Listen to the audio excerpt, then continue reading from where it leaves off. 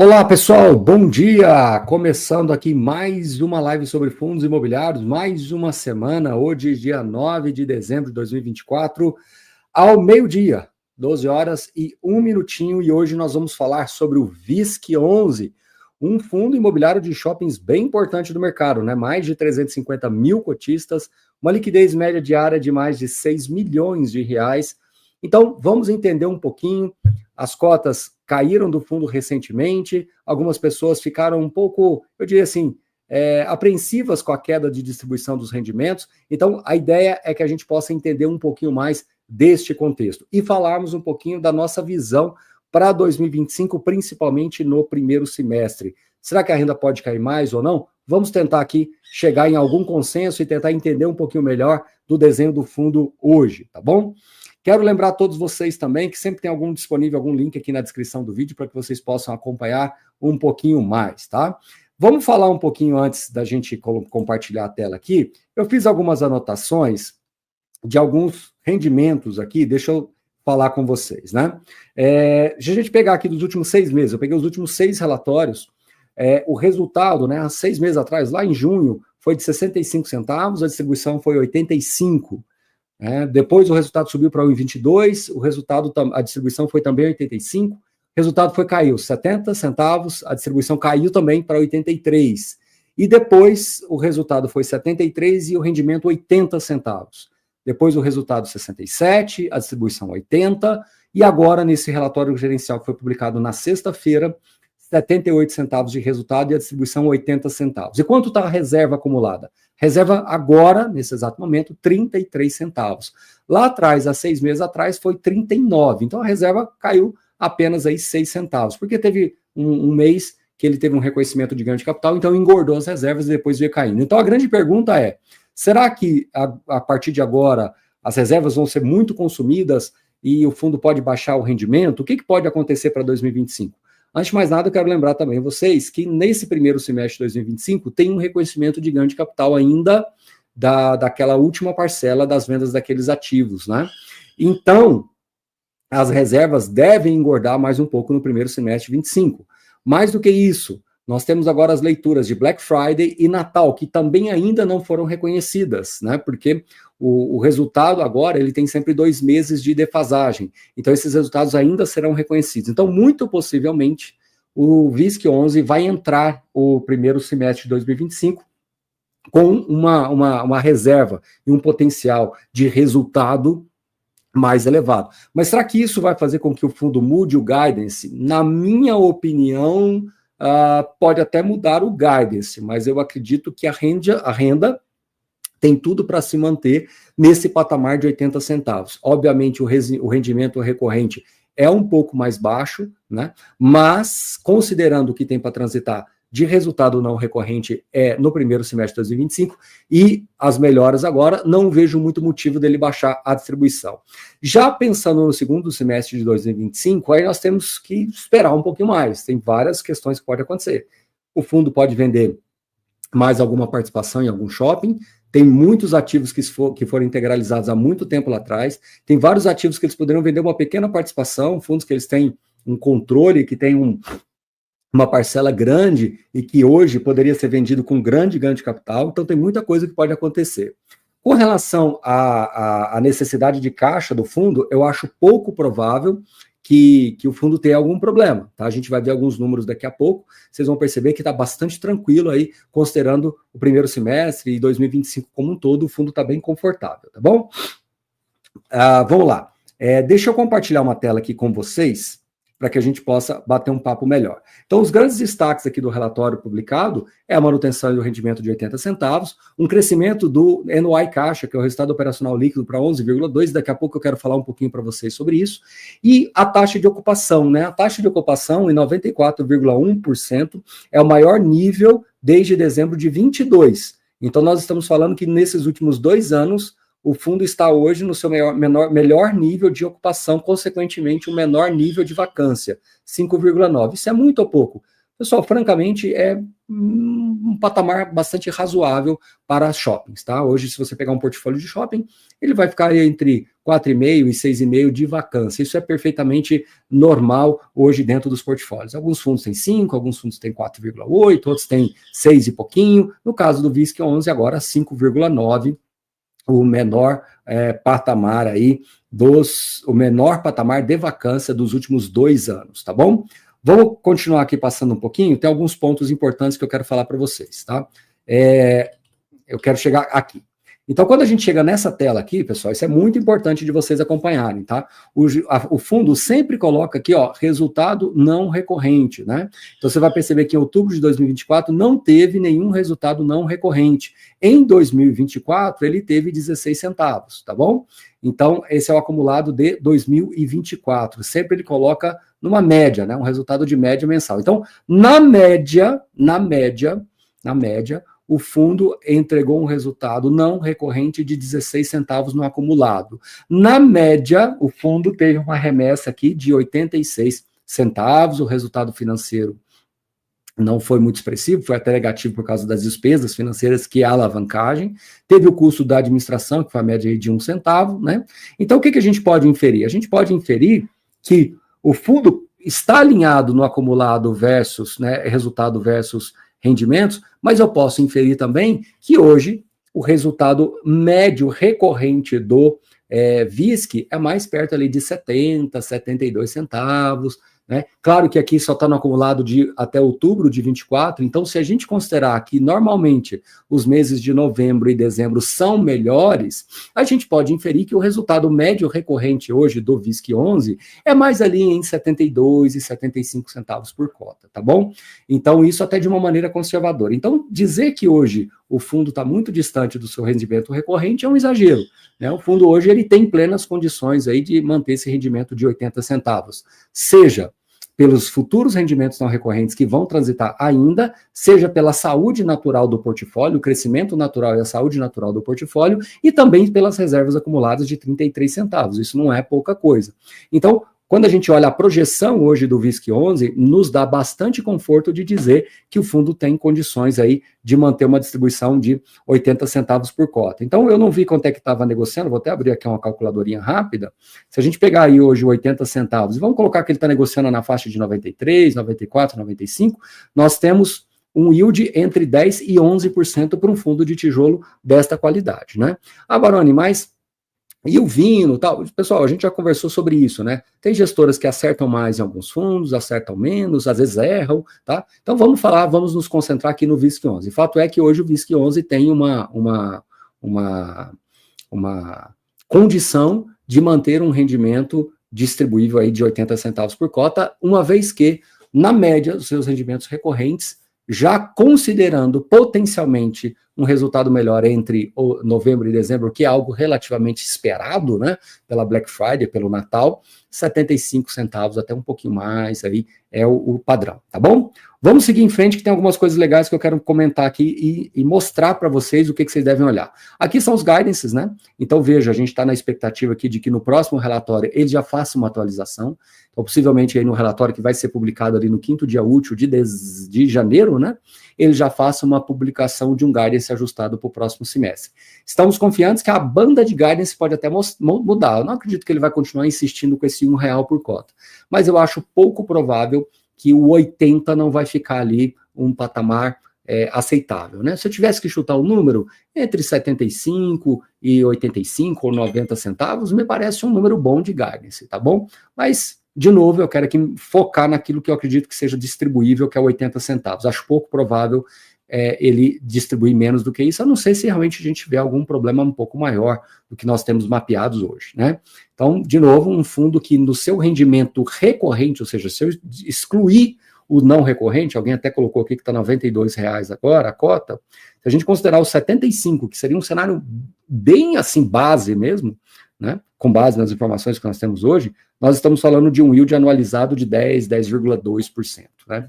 Quando a gente poderia imaginar isso acontecendo com um fundo imobiliário deste porte?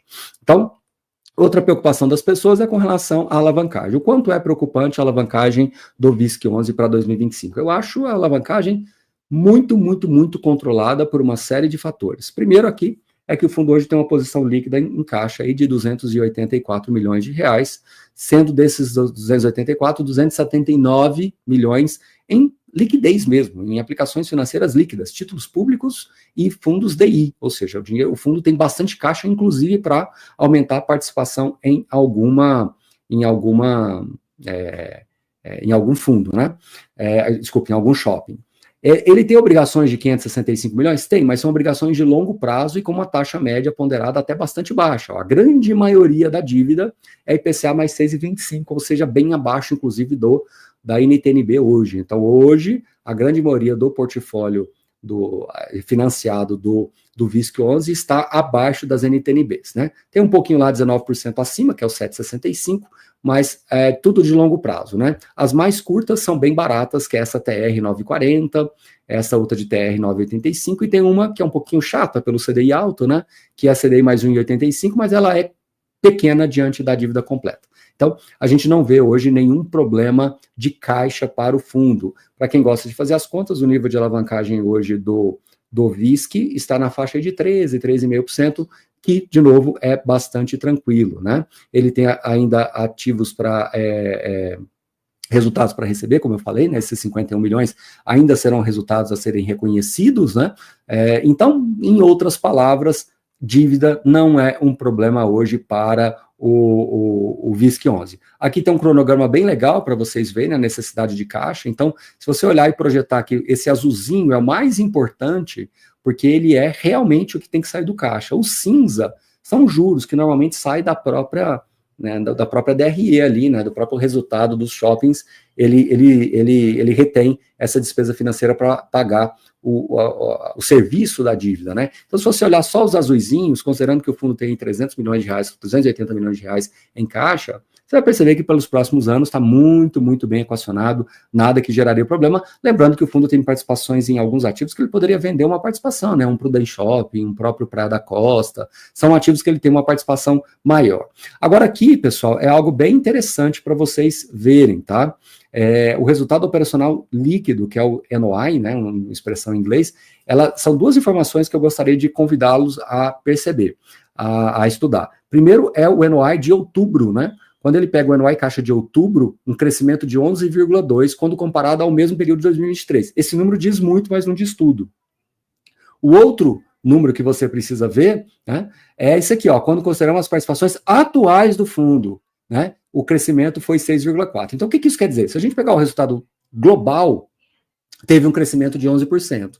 Mas, se eu considerar apenas os shoppings da mesma base, porque o fundo muda, né? O ativo muda, o fundo muda ao longo dos anos, faz emissões, vende ativos, né? Então, ele tem uma mudança. Se você considerar a mesma base, teve um crescimento de 6,4%. Então, o resultado operacional líquido está crescendo, inclusive, acima da própria inflação. Esse número que é muito importante para a gente, porque mostra a robustez, mesmo no ano desafiador, juros subindo, ele vem conseguindo crescer acima da inflação, né? Quando a gente pega aqui as vendas, então as vendas tiveram um desempenho de R$ 1.300 por metro quadrado, crescimento de 3,9%, né? Então, foi um bom número? Foi um crescimento positivo das vendas. Mas quando a gente pega apenas as participações atuais, as vendas cresceram 11,3%. Esse número que é interessante também de observar. Então mostra que, pegando os mesmos ativos, cresceu 11,3%. Quando consolidou, o crescimento foi um pouco menor. Possivelmente, alguns shoppings aí pelo caminho tiveram alguma dificuldade, então na média consolidada caiu um pouquinho, mas quando você pega somente aqueles que eram originais lá do ano passado, na mesma base, o crescimento foi de 11,3%. Então, são números importantes, né? Aluguel de mesmas lojas. O que é isso, Baroni? É quando você pega, o próprio nome diz, as mesmas lojas. Ou seja, se eu considerar as mesmas lojas, a base de comparação das mesmas lojas, e não considerando lojas novas que entraram, né, lojas que saíram, não me interessa, somente as mesmas lojas. O crescimento do aluguel foi de 2,7%, as vendas foi de 5,1% e o fluxo de veículos de 1%. Então, os números são, no geral, positivos, né? Isso já nos dá bastante conforto também. A inadimplência também, que é outro número muito importante, que a gente gosta de acompanhar, a inadimplência, ela está negativa em outubro. Normalmente, a inadimplência cai realmente nesse fim de ano, e normalmente em janeiro ela sobe. Você pode olhar até que em janeiro do ano passado ela foi alta. Depois do Natal, alguns lojistas que estão ali querendo já sair do empreendimento, eles saem, né? Você pode até falar que é contraintuitivo. Poxa, ele vendeu muito ali em dezembro e agora ele sai. Exato, às vezes ele sai, ele fica inadimplente. Normalmente janeiro é muito bom para alguns setores por causa das férias e péssimo para outros, porque não tem mais muito incentivo para vender por causa do Natal. Então, às vezes acontece deles saírem, tá bom? Vamos lá, seguindo em frente aqui. Aqui a questão dos descontos, então você pode ver que já está bem, eu diria assim, estabilizado os descontos. Esse ano, que é o azulzinho, está bem menor do que no ano passado, né? Aqui tivemos um repiquezinho em setembro, mas no geral os descontos estão menores. Isso quer dizer o que na prática? Que o shopping, a administração do shopping, não está tendo que conceder desconto para o lojista seguir em frente ali, tá? Aqui são os ativos, né? A 20, ela gosta de buscar várias participações, né? Ela é bastante pulverizada, né? Diferente de alguns shoppings, de fundos que às vezes gostam de ter mais participações, menos participações, porém mais controle, né? Então a 20 tem um jeito diferente de montar o seu portfólio. Mas alguns desses shoppings, o Prudente Shopping, o Campinas eu acho difícil ele mexer porque outros fundos também têm, né? Granja Viana também é um pouquinho difícil, mas você tem ali o Praia da Costa, que são shoppings que ele tem uma participação relevante e que ele poderia, talvez, pensar na possibilidade de diminuir uma participação, né? Bom, aqui é por estado, por administrador, então tem várias administradoras, né? Ancar, Argos, Sol, Safira, AD, Alus, então são várias administradoras também que ele tem diversificação. Esse gráfico ele é interessante, tá? Então, olha só, apenas 31%, vamos arredondar, 1/3 dos shoppings é onde a 20 tem controle. E 69 ela não tem controle, só uma participação. Isso é bom ou ruim? Ela é minoritária. Isso não é nem bom nem ruim, é uma característica do fundo, tá bom? Se você pegar, por exemplo, o HS Malls, é o inverso, ele gosta de ter posições de controle. Não tem melhor ou pior, é questão de característica, tá bom? Bom, pessoal, eu acredito que a gente já passou aqui pelos slides. Deixa eu dar uma olhadinha no chat aqui para ver se tem alguma pergunta interessante, como são várias, né? Se vocês até puderem republicar aí, se alguém tiver alguma pergunta aí específica, pode republicar aí que a gente vai falar com vocês, tá bom? Vamos dar mais 2 minutinhos aqui. Lembrar a todos vocês aí que a gente está no início já da segunda semana de dezembro, né? Então, natural que a gente tenha essas variações aí de resultados, né? Vindo aparecendo agora nos relatórios que começam a ser publicados, né? Vamos lá, quem tem alguma informação, né? Ninguém? Vamos lá. Deixa eu ver aqui. O principal ponto negativo do VISC seria a distribuição acima dos rendimentos, ou seja, algo que não é sustentável. Felipe, eu já respondi isso, né? Hoje, o rendimento base que a gente considera aqui do VISC, anualizado, na faixa de 75 centavos. Ele está distribuindo um pouco a menos? Tá, mas ele tem um resultado não recorrente ainda para ser reconhecido, ele tem reserva acumulada, então me parece que quando chegarmos lá no segundo semestre de 2025, ele não vai ter mais um resultado acumulado para distribuir, ele não vai ter mais um rendimento não recorrente para ser reconhecido, a não ser que ele venda alguma coisa no ano que vem, mas ele ainda deve terminar o semestre com alguma reserva acumulada. Então, eu, na minha opinião, humilde opinião, acho bastante razoável considerar uma certa estabilidade do rendimento em 80 centavos, mesmo como base. Ele vai ter alguma coisinha não recorrente, mas acho que já está bem explicado isso aí, tá bom?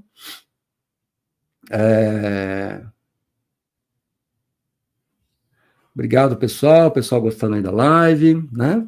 Vamos ver aqui se tem mais alguma informação. Mais alguma? Bom, então acho que a gente pode concluir, né? Deixa eu ver se chegou mais alguma pergunta. A alavancagem é um ponto negativo? Olha, no patamar que está agora, eu não creio.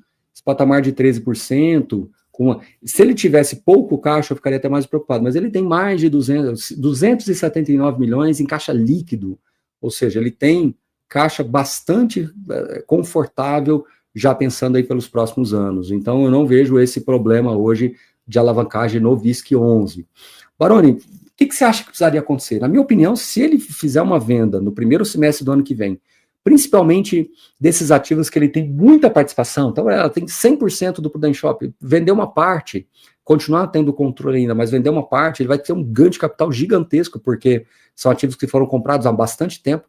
Então, eu acho que se ele fizer uma venda de uma participação, principalmente que ele tem seja majoritário, ou talvez alguma posição que ele não seja muito estratégica para ele no primeiro semestre de 2025, eu acho que o fundo reduz, assim, drasticamente qualquer risco de liquidez e de alavancagem, considerando aí os próximos 2, 3 anos, tá bom? É isso.